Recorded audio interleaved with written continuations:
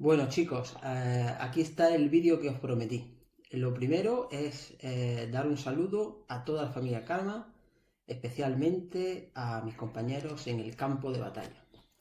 Este vídeo que hago es para responderle un poquito a Fran y a Jaime por qué el soldado español ha sido el mejor de la historia. Mejor que el soldado griego, mejor que el soldado romano y mejor que cualquier otro. Entonces, lo primero de todo sería preguntarse por qué se conoce tanto a los soldados griegos, la batalla de las Termópilas, por ejemplo, o a los soldados romanos, y tampoco a los tercios españoles. Bueno, por un lado, la mala fama de los tercios españoles forma parte de la inseparable leyenda negra, difundida por la historiografía anglosajona, francesa y holandesa para perjudicar la imagen política de España, a partir sobre todo de Felipe II. Pero, por otro lado, también es porque hay muchas películas de romanos y de la antigua Grecia, y no de las grandes hazañas de los tercios. Y la cinematografía hace mucho.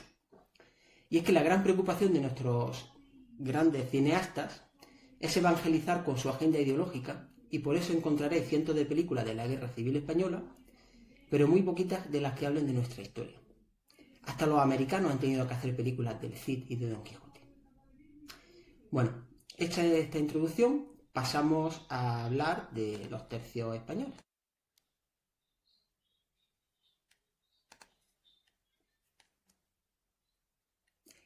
Seguimos. ¿Cómo titularemos este vídeo? Pues este vídeo lo podemos titular Flandes y los tercios españoles, la mejor infantería de la historia, la infantería que dominó el mundo. ¿Y por qué hemos dicho esto? Bueno, pues porque los tercios españoles eran la fuerza militar del ejército español que pertenecían a la dinastía de los Habsburgo, en la casa de los Austria, en la región de los Países Bajos españoles. Fue un ejército imponente que, a diferencia de otros, pues mantuvo su superioridad durante 150 años, siendo el ejército permanente que más ha durado en la batalla en la historia de la Edad Moderna. Los tercios impusieron su poder sobre territorios como Berberia, Flandes, Alemania, Francia y sobre todo Italia, en el servicio de los reyes de las provincias españolas, demostrando ser uno de los ejércitos más intrépidos, imponentes y poderosos de la historia, además de ser considerados por algunos como a la mejor infantería del mundo. Baste como dato decir, por ejemplo, que la Guardia Imperial Francesa de Napoleón combatió únicamente durante 15 años, antes de caer derrotada. Como he dicho antes, los tercios se mantuvieron prácticamente invencibles durante 150 años. ¿Y cómo nacen los tercios?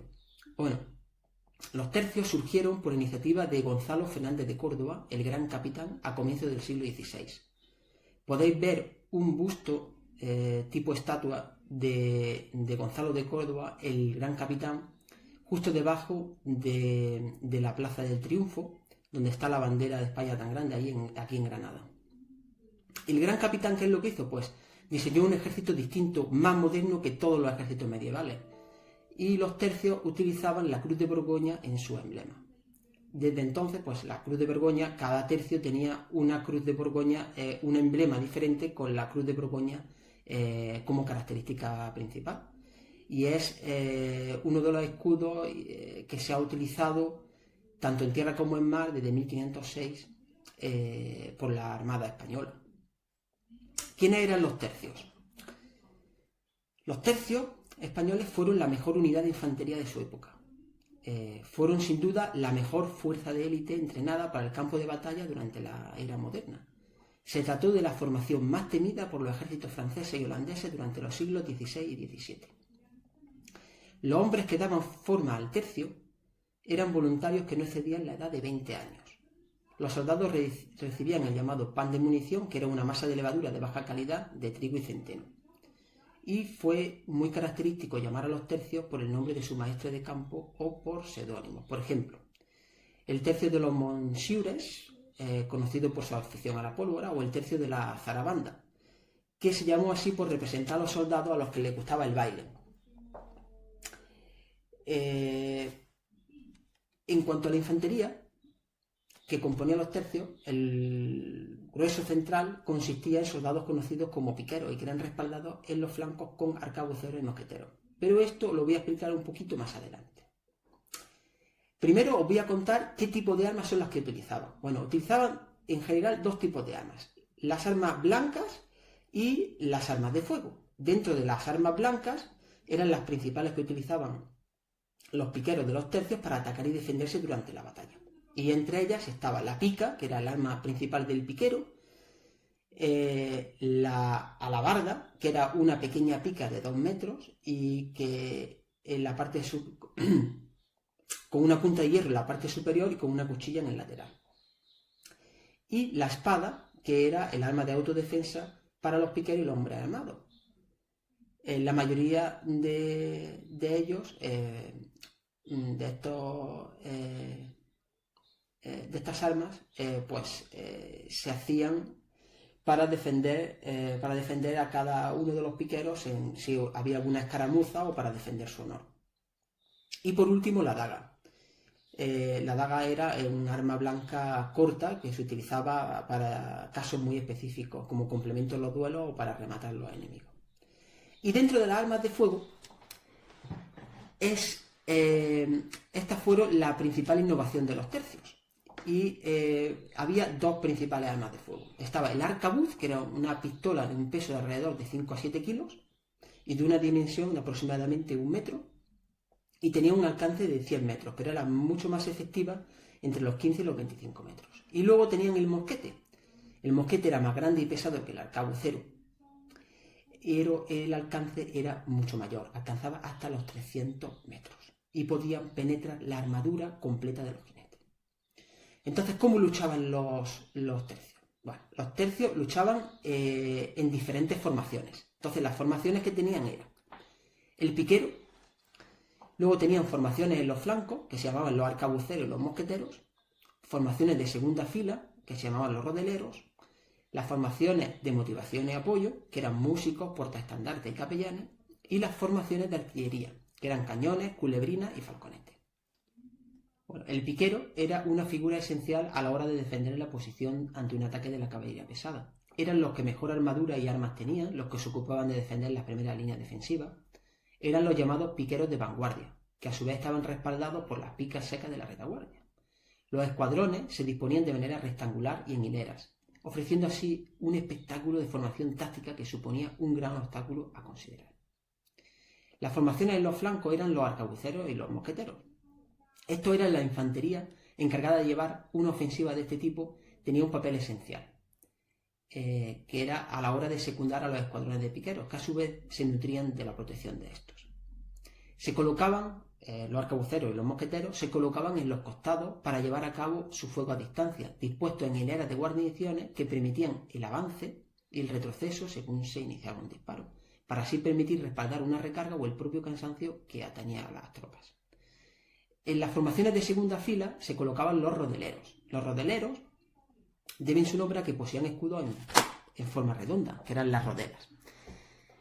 Además del escudo portaban una espada y se trataba de la infantería mejor adaptada para adentrarse en las filas enemigas con el fin de causar el pánico. Su ligereza les permitía colarse de una manera muy ágil entre las picas enemigas para diezmarlas desde dentro. Muy conocidos fueron los rodeleros de Hernán Cortés en su refriega y batalla en el Nuevo Mundo, por ejemplo. Dentro de las formaciones de motivación y apoyo estaban los músicos, los portaestandartes y los capellanes. Y el papel fundamental de estos pues era a la hora de animar a los ejércitos de los tercios. Y entonces eran esenciales en ese aspecto. Así, en la zona central del escuadrón, respaldados por la retaguardia y custodiados por piqueros de vanguardia, los tamborileros, los pífanos y los abanderados quedaban protegidos por todos sus flancos para que su música empujase el frente e intentase desestabilizar al enemigo. Finalmente tenían las formaciones de artillería, que estaban formadas por cañones, culebrinas y falconetes. Pero, ¿esto explica por qué los tercios eran tan temibles? Pues, ¿por qué? Bueno, la gran novedad en que se sustentaba los tercios era la nueva manera de utilizar las picas, que iba orientada a permitir que el arma fundamental del batallón fuera el arcabuz.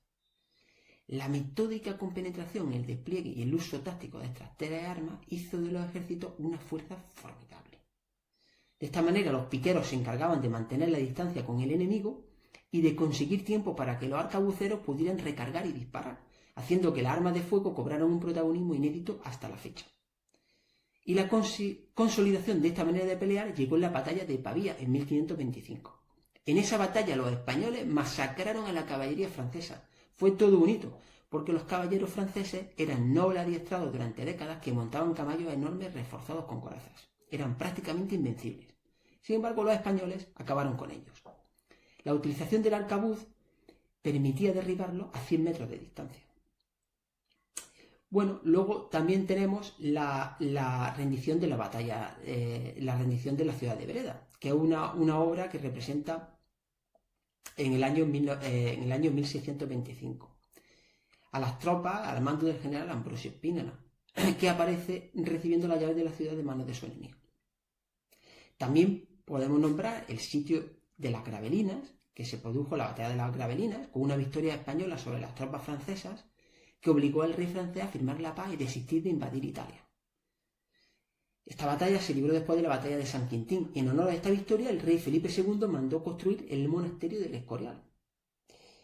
Otra gran hazaña de los tercios fue cuando consiguieron tomar París. Los españoles consiguieron levantar el cerco sobre París el 30 de septiembre de 1590 y entraron entre vítoras en la ciudad. Y esa noche defendieron la capital gala de un ataque desesperado de los protestantes franceses. Bueno, ya que nos estamos acercando al final, podemos señalar cuáles eran las claves del éxito de los soldados españoles, de los tercios españoles.